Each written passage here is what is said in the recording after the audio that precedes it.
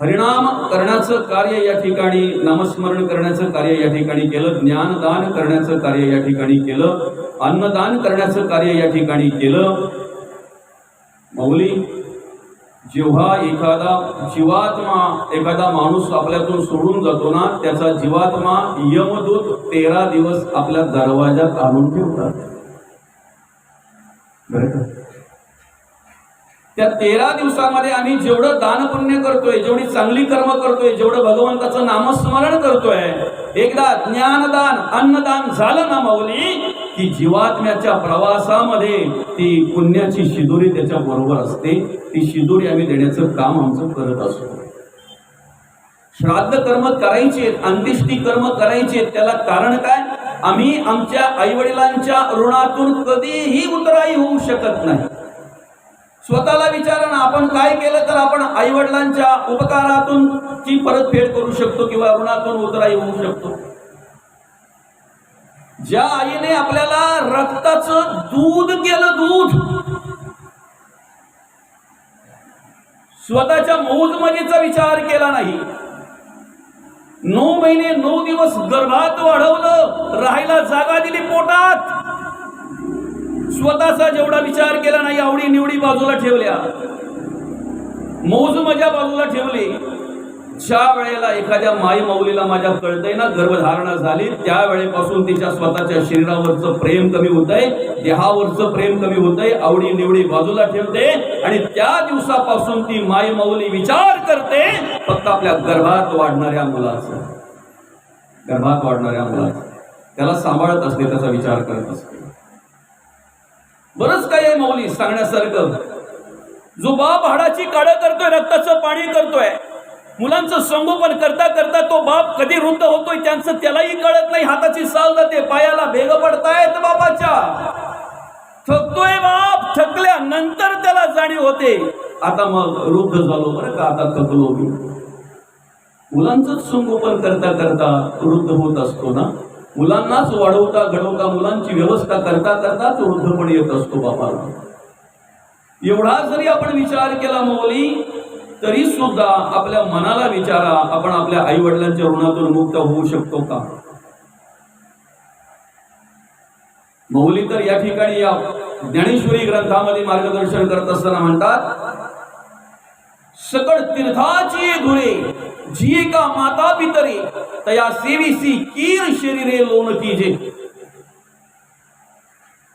आमच्या आई वडिलांना आमच्या चामडीचे जोडवे जरी करून दिले ना, तरीही आम्ही त्यांच्या ऋणातून कधीही मुक्त होणार नाही माऊली, कधीही मुक्त होणार नाही. जन्माला येतानाच अनेकांची ऋण आहेत आमच्यावर आणि त्या ऋणानुबंधाच्या गाठी आहेत, म्हणून आम्ही या ठिकाणी जन्माला आलेलो आहोत माऊली. जे आई वडिलांचे ऋण आमच्यावर आहेत त्याच आई वडिलांच्या पोटी आम्ही जन्म घेतलेला आहे, किंवा ज्यांचे ऋण आमच्यावर आहेत, आमचे ऋण ज्यांच्यावर आहेत त्यांच्याच पोटी आम्ही जन्माला आलेलो आहोत. ज्या बाईचे ऋण आमच्यावर आहेत किंवा ज्या बाईवर आमचे ऋण आहेत, तीच बाई आम्हाला पत्नी म्हणून आम्हाला प्राप्त झालेली आहे. ज्या मुलांवर आमचे ऋण आहेत किंवा ज्या मुलांचे आमच्यावर ऋण आहेत, तीच मुलं आमच्या पोटी जन्माला येत असतात. ज्या समाजाचे, ज्या कुटुंबाचे, ज्या घराचे ऋण आमच्यावर आहेत, त्याच घरामध्ये आमचा जन्म होत असतो माऊली. देवाचे, देशाचं आणि धर्माचं ऋण आपल्यावर आहे, समाजाचं ऋण आपल्यावर आहे. आणि नरदेह म्हणजे त्या ऋणातून मुक्त होण्याचा मार्ग आहे. नरदेह म्हणजे 83,99,999 योनीतून सुटण्याचा मार्ग आहे. नरदेह म्हणजे 93,999 93,99,999 योनीतून मोकळा होण्याचा मार्ग आहे. म्हणून जन्म झालेला आहे, मृत्यू अढळ आहे, जाणं प्रत्येकाला आहेच आहे, शेवट प्रत्येकाला आहेच आहे. जन्म आणि मृत्यू याच्या मधला काळ आहे, ज्याला आयुष्य म्हणतात. त्या आयुष्यामध्ये आम्हाला या सगळ्या ऋणातून मुक्त व्हायचं आहे, या सगळ्या ऋणातून मुक्त व्हायचं आहे. कधी? जोपर्यंत तो देव आमची सेवा करतोय तोपर्यंत. अंतरात्मा निघून गेल्यानंतर, एकदा अंतरात्मा निघून गेला, एकदा देवाने या देहाची साथ सोडली की असं म्हटलेलं आहे, आत्मा जाता देह पडे, जिथे असेल तिथेच पडे. बरं का? जिथं असेल तिथेच पडेल. म्हणजे प्रवासामध्ये जर अंतरात्म्याने देहाची साथ सोडली तर तो देह घरी पण येत नाही, तिथेच पडेल. आत्मा जाता देह पडे, देह पडता म्हणती मढे, मढ्यास कर्तृत्व न घडे कदा काळी. एकदा अंतरात्मा निघून गेला की मढ्याकडून कर्तृत्व घडत नाही.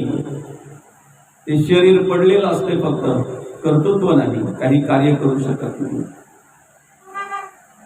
अतिशय सोपं उदाहरण आहे बघा. साधारणतः या ठिकाणी आपण आता प्रवचन सुरू केलेलं आहे आणि अर्धा तास झाला सुरू झालेला. या अर्ध्या तासामध्ये मी तुमच्याकडे पाहतोय, तुम्ही माझ्याकडे पाहताय मौली, बरं का. पाहता पाहता कित्येक वेळा आपल्या डोळ्याची उघडझाप झाली असेल, तुमची काय आणि माझी काय. ऐकताय ना. सहज पाहता पाहता कित्येक वेळा आपल्या डोळ्याची उघडझाप झाली असेल. काही प्रयत्न करावे लागले का, त्यासाठी काही वेगळी एनर्जी खर्च करावी लागली का, असं काही ठरवावं लागलं का, चला आता डोळ्याची उघडझाप करतोय म्हणून. सहज कार्य होत आहे ते मौली, सहज कार्य होत आहे. ते सहज होणारं कार्य सुद्धा त्या अंतरात्म्याच्या बळाने होतं, हे मान्य केलं पाहिजे.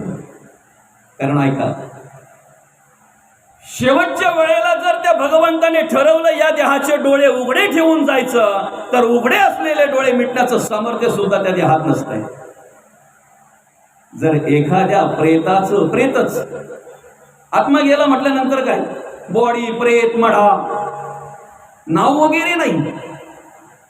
जर डोळे उघडे ठेवून जाण्याचा प्रयत्न केला देवाने, तर उघडे असलेले डोळे मिटण्यासाठी आम्हाला हात फिरवावा लागतो, इतरांना हात फिरवावा लागतो. मग त्याची ओळख करून देताना म्हटलेलं आहे, चाले हे शरीर कुणाची सत्य कोण बोलविते हरिविणा. वृक्षाचेही पान हाले त्याची सत्ता. त्या झाडाचे पानं तर हलतातच हलतात, ती सत्ता देवाचीच आहे. पण ह्या वृक्षाचं पान जे सहज हलतंय ना, ही सत्ता सुद्धा त्या देवाची आहे. हे विसरता कामा नये, हे विसरता कामा नये. पहिली गोष्ट अशी आहे, परमार्थ भक्ती आणि देवपूजा अतिशय सोपी आहे, कठीण नाही. कठीण का वाटते माहितीये का, ते आमच्या डोक्यात आहे का देवाला मोठमोठीच फळं आवडतात, देवाला मोठेच हार आवडतात, देवाला तुपाचाच दिवा आवडतो, देवाला सुगंधीच अगरबत्ती आवडते. हे आमच्या विचारामध्ये असल्यामुळे आम्हाला कठीण वाटतंय. मला सांगा, तुम्ही अनेक ग्रंथांचा अभ्यास करताय, अनेक पुराणांचा शास्त्रांचा अभ्यास करताय, कुठेतरी असं ऐकायला मिळालंय का तुम्हाला, देव मोठ्या फळांचा भुकेला, देव मोठ्याच हाराचा भुकेला, देव सुगंधीचा अगरबत्तीचा भुकेला नाही. पण आमच्या वाचनात आहे देव भावाचा भुकेला, देव भावाचा भुकेला. ती भक्ती करत असताना मौलिक परमार्थ करत असताना तुमचा भाव काय आहे ना, हे महत्वाचं आहे. परमार्थ कसं सोपा आहे माहितीये का, कधी सोपा होईल माहितीये का, जर फळं वाहता वाहता, ती 5 फळं वाहता वाहता जर आम्हाला ही पंचतत्व देवाच्या चरणी जर अर्पण करता आली, तर आम्हाला परमार्थ समजला असं म्हणायला हरकत नाही. काय, पृथ्वी आप तेज वायू आणि आकाश, शब्द स्पर्श रूप रस आणि गंध, विषय पंचक, ज्ञानेंद्रिय पंचक, कान नाक त्वचा डोळा आणि जीव, प्राण पंचक, प्राण अपान व्यान उदान आणि समान. बघा जरा अर्पण करता येतंय का. सर्वांगाने देवपूजा आम्हाला करता आली पाहिजे. आणि सर्वांगाने देवपूजा जर करायची असेल तर देवाला फूल वाहता वाहता मनही अर्पण करता आलं पाहिजे. काय, मयेव मन अदत्व मय बुद्धी निवेशय हा निवेशिष्यसी मयव अतरुद्वन संशय. याच्यानंतरचा श्लोक. आता जो आपण श्लोक घेतलाय की नाही, तेषामहं समृद्धता मृत्यू संसार सागरात भवामी नचिरात पार्थमया वेशित चेतसाम. या श्लोकामध्ये भगवंत म्हणतात, मला चित्त अर्पण करा, या जन्म मृत्यूच्या रहाडगाड्यातून मी तुम्हाला सोडवितोय, या संसार रूपी भवसागरामध्ये तुम्हाला तरण्यासाठी सामर्थ्य देतोय. याच्या नंतरचा जो 8 नंबरचा श्लोक आहे, श्लोक क्रमांक 8, तिथे भगवंत मार्गदर्शन करत असताना म्हणतात, मयेव मन अदत्व मय बुद्धी निवेशया. काय म्हणतात भगवंत, तुम्ही मला मन अर्पण करा, माझ्या ठिकाणी बुद्धी स्थिर करा. निविसिस्थिसी मयवात हृदवन संशया, तुम्ही माझ्या ठिकाणी येऊन स्थिर व्हाल, मला निवास करा, माझ्या ठिकाणी निवास करा. किती सोपं आहे. भक्ती जी तुकोबांना अभिप्रेत आहे, जी मौलींना अभिप्रेत भक्ती आहे, परमार्थ आहे, तो जर आमच्याकडून घडावा असं वाटत असेल तर पहिले आमच्या दृष्टीमध्ये आम्ही बदल करून घेतला पाहिजे. काय शस्त्रक्रिया डोळ्याची होते, दृष्टीची होते, दृष्टिकोनाची नाही. दृष्टिकोन जर बदलायचा असेल तर त्यासाठी आम्ही कोण हे पहिलं स्मरणात ठेवलं पाहिजे. आलासी कोठोणी जासी कवण्या रे ठाया, घरदार नो हे तुझ्या होगी लटकीच माया. सावध होई बापा काळ लागला मापा, प्रपंच गुंत नको पाय बुडत असे पापा. बोधले महाराज म्हणतायत आपण कोण याचा विचार करा, आपण कुठे आलो याचा विचार करा, आपण कुठे जायचं याचा विचार करा. तू कोण, कोणाचा, कोठोणी आलासी कायचा, हा विचार पूर्वीचा जाण बापा, हा विचार पूर्वीचा जाण बापा. स्वतःला विचार, मी कोण आहे, कुठून आलोय, काय करायचंय, कुठे जायचं आहे. परमार्थ तेव्हाच आमच्याकडून घडेल ज्या वेळेला प्रत्येक ठिकाणी आम्हाला देव दिसेल. परमार्थ भक्ती तेव्हाच आमच्याकडून घडेल ज्या वेळेला आम्हाला प्रत्येक भूतामध्ये, प्रत्येक तत्वामध्ये, प्रत्येक जीवामध्ये आम्हाला देवाची ओळख होईल, देवाची जाणीव होईल ना, त्यावेळेला आमच्याकडून परमार्थ घडेल. काय म्हटलेलं आहे, विष्णुमय जग वैष्णवांचा धर्म, भेदाभेद भ्रम अमंगळ. देव कुठे नाहीये माऊली, देव कुठे नाहीये. जळी स्थळी काष्टी पाषाणी दिसतो, पण सबाह्य अभ्यंतरी याची प्रचिती येत नाही, हे दुर्दैव आहे. पुन्हा एकदा ऐका, जली स्थळी काष्टी पाषाणी दिसतो, मूर्तीत देव दिसतो, पण मूर्तीची पूजा करणाऱ्या त्या पुजाऱ्यात देव दिसत नाही, हे तुझं भाग्य आहे.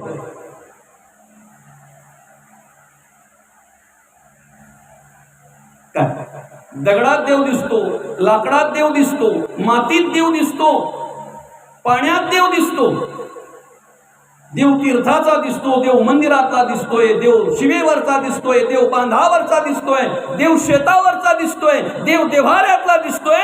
पण तो देव्हारा शाश्वत आणि आम्हाला आमच्या घरात निर्माण करण्यासाठी ज्या चालत्या बोलत्या देवांनी आम्हाला सामर्थ्य दिलं, या ठिकाणी जन्माला घातलं, हे जग ज्या देवामुळे आम्ही अनुभवतोय, या जगामध्ये कार्य करण्यासाठी ज्या देवांनी आम्हाला सामर्थ्य दिलं, त्या देवात देव दिसत नाही, हे दुर्दैव आहे. देवपूजेला सुरुवात तिथून होते बरं का माऊली. मूर्तिरूपी देवाची सेवा मी केली पाहिजे तेव्हा जेव्हा चालत्या बोलत्या देवांची सेवा करत असू तर. सर्वत्र देव आहे. काय झालं, समर्थ अनेक दिवस बाहेर होते, अनेक दिवस बाहेर होते माऊली, अनेक वर्ष. सावधान म्हणतात जगाच्या कल्याणाकरिता निघाले बरं का. बुडते हे जन देखावे ना डोळा, म्हणून कळवळा येत असे. अनेक वर्ष पुरुषरण केलं, अनेक वर्ष तपश्चर्या केली, आणि अनेक वर्षांनी समर्थ आपल्या आईचं दर्शन घ्यावं, आपल्या आईला पाहावं या उद्देशाने त्या गावामध्ये आले. गावातील एक एक एक एक घर पुढे पुढे पुढे पुढे सरकतायत. ओम भवती भिक्षांदे आवाज देतायत, एक एक एक एक घराच्या पुढे उभं राहून ओम भवती भिक्षांदे. माय मौली जातायत, त्यांना भिक्षा वाढतायत, भिक्षा देतायत.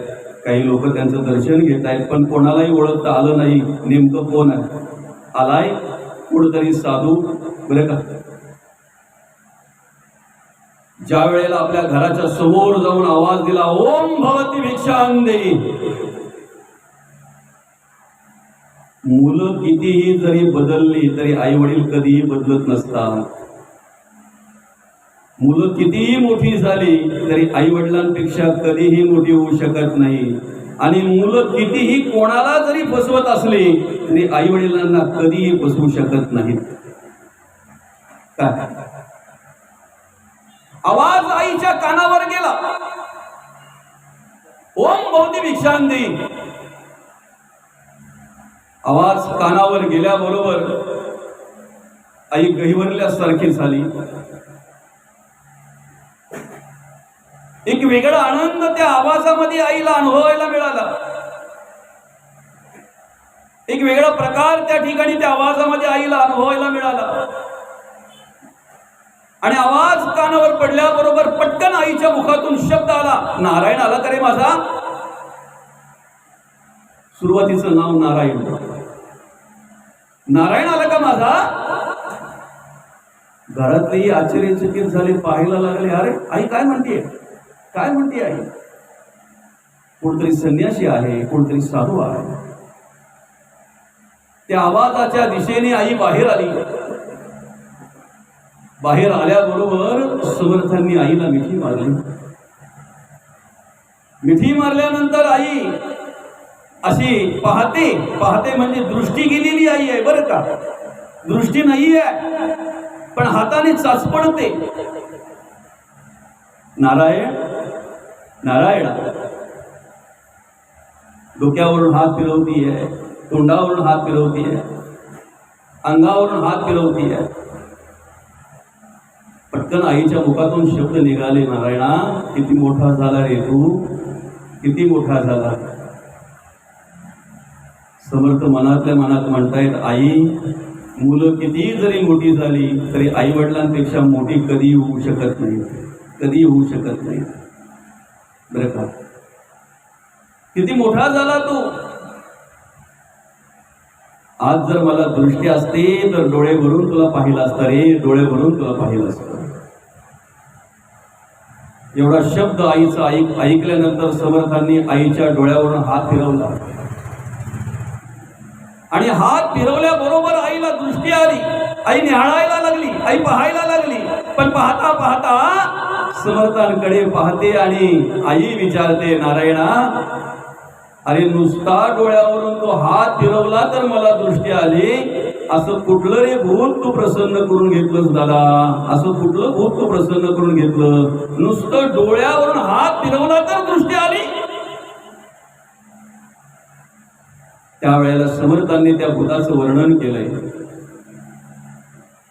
होते वैकुंठीच्या कोणी, आले अयोध्या भुवनी, कौशल्याच्या लागले स्तनी, त्याची भूत गेमाय. मार्गी जता वनांतरी, पाय पडला दगडावरी, झाली पाषाणाची नारी, त्याची भूत गेमाय. वालिस निर्दालिले, सुग्रीवास प्रतिपालिले, पाणी पाषाण तारिले, त्याची भूत गेमाये.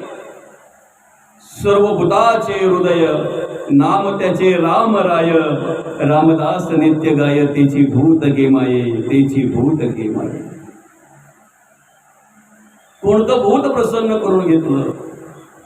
होते वैकुंठीच्या कोणी, पण आले कुठे? अयोध्या भुवनी, श्रीराम प्रभू. कौशल्याच्या लागले स्तनी, त्याची भूत गेमाये. तेच भूत कुठलं? मार्गी जाता वनांतरी, पाय पडला दगडावरी, झाली पाषाणाची नारी, अहिल्या शिळा राघवे मुक्त केली. झाली पाषाणाची नारी, त्याची भूत गेमाये. वालिस निर्दालिले, सुग्रीवास प्रतिपालिले, पाणी पाषाण तारिले, हरिनाम नेमस्त पाषाण तारी, पाणी पाषाण तारिले, त्याची भूत गेमाये, त्याची भूत गेमाये. मग मला सांगा, देव कुठे नाहीये बरं? तो राम कुठे नाहीये बरं? ते ब्रह्म कुठे नाहीये बरं? नभी वावरे जो अनुरेणू काही, रिता ठावया राघवा वीण नाही, राघवा वीण नाही. तुकोबा म्हणतायत, घातला दुकान देती आली असी दान, संत उदार उदार भरले अनंत भांडार, मागत्यासी पुरे धनी अनेकासी उरे. तुका म्हणे पोते देवे भरले नो हे रीते, देवे भरले नो हे रीते.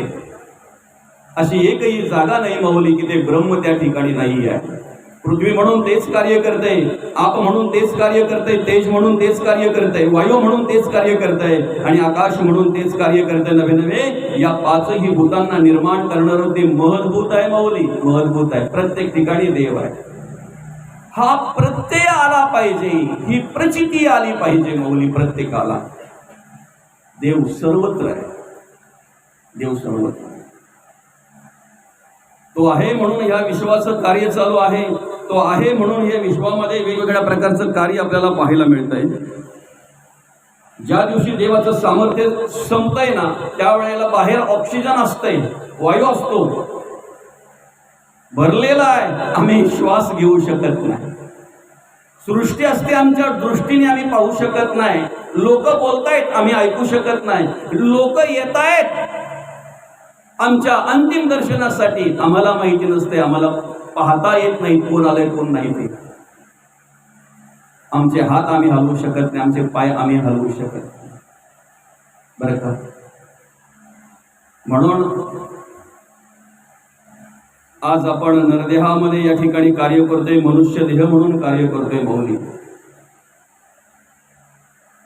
याच्या आधी आपल्या कर्माप्रमाणे, आपल्या विचाराप्रमाणे 83,99,999 योनींमध्ये कदाचित आपण असू. तिथे पाप पुण्य समान झाल्यानंतर मग हा नरदेह तुम्हा आम्हाला मिळालेला आहे. त्या योनीमध्ये कार्य करत असताना, त्या जीवामध्ये कार्य करत असताना कुठल्या खाणीत आपण असू सांगू शकत नाही. श्वेत जाणगत जरजणी उद्वीज, पण चारही खाणींपैकी कुठेही जरी आपण असू ना, तरी तिथे सुद्धा आपली सेवा करणारा तोच अंतरात्मा होता, तोच ब्रह्म होता, हे विसरून चालता कामा नाही. देव तोच होता, देव बदलत नाही. शर्ट बदलला म्हणजे माणूस बदलत नाही, तसा योनी बदलली, शरीर बदललं, देह बदलला, जीव बदलला म्हणजे देव बदलत नाही. बरं का? आता नरदेहामध्ये आपण आहोत, आताही तोच देव आपली सेवा करतोय. ऐका, याच्या आधी तोच देव आपली सेवा करायचा, तोच देव आपल्याला सांभाळायचा. आता नरदेहामध्ये आहोत, आताही तोच देव आपली सेवा करतोय. आणि उद्या जरी कदाचित हा देह सोडला त्या देवाने, तरी मरणोत्तर सुद्धा ज्या वेळेला आपल्याला जी योनी असेल, जो प्रवास असेल, त्या प्रवासात सुद्धा आपल्याला साथ देणार आहे, सांभाळणार आहे, तो म्हणजे देव. तोच, तेच ब्रह्म, तोच आत्मा, वेगळा नाही. तो देव आमच्यासाठी काय काय करतो बघा. हा तो देव आमच्यासाठी काय काय करतो. माऊली काय झालं माहितीये का? एक साधू होते. ते साधू अशा अरण्यामध्ये एक छोटासा आश्रम, पर्णकुटी होती. आश्रम पर्णकुटी होती. अशा त्या पर्णकुटीमध्ये राहायचे ते. खरं तर आपण सुद्धा आपल्या जीवनामध्ये जेवढा पसारा करू ना, तेवढा व्याप. खरं आहे की खोटं आहे? जेवढा पसारा करू तेवढा व्याप, तेवढं दुःख. आणि जेवढा पसारा कमीत कमी ठेवू ना, तेवढा आपल्या जीवनाचा आनंद आपल्याला घेता येतोय. बरं का? माणूस आपल्या जीवनाची मार्गक्रमण करत असताना जेवढा मोठा व्हायला जाईल ना, तेवढा त्रास आहे. संत म्हणतात, जया अंगी मोठेपण तया यातना कठीण. आणि म्हणून जर आम्हाला आमच्या जीवनाचा आनंद घ्यायचा आहे ना, आमच्या आयुष्याचा आनंद घ्यायचा आहे ना, जो क्षेत्र आपला असेल त्या क्षेत्रात आपण मोठे व्हा. धर्म कार्य करा, देव कार्य करा, नीतीने वागा, नीतीने जगा. पण नको त्या गोष्टींना स्थान देऊ नका.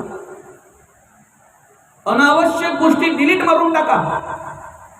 काय नको त्या व्हिडिओज, नको ते फोटोज, नको ते मेसेज जर या मोबाईल मध्ये साचले गेले तर मोबाईल हँग होतो. हँग होतो ना? तसे नको ते विचार आमच्या डोक्यामध्ये आम्ही साचवले की आम्ही सुद्धा हँग होतो. ज्या वेळेला आम्ही नको ते असलेले व्हिडिओ डिलीट करून टाकतो की नाही, नको ते असलेले मेसेज, नको ते असलेले फोटो डिलीट करून टाकतो की नाही, त्यावेळेला तो मोबाईल हाताळायला आम्हाला सोपा जातो. ज्या दिवशी आम्ही आमच्या आयुष्यातून, आमच्या जीवनातून, आमच्या मनातून, आमच्या अंतःकरणातून नको असलेले विचार डिलीट करून टाकू ना, अनावश्यक वस्तू बाजूला सारू, अनावश्यक विचार बाजूला सारू, अनावश्यक गुण कर्म बाजूला सारू ना, त्या दिवशी खऱ्या अर्थानं आमच्या जीवनाला सुद्धा अर्थ प्राप्त होईल, आमच्या जीवनाला महत्व प्राप्त होईल. बरं का, आमच्या जीवनाला महत्व प्राप्त होईल.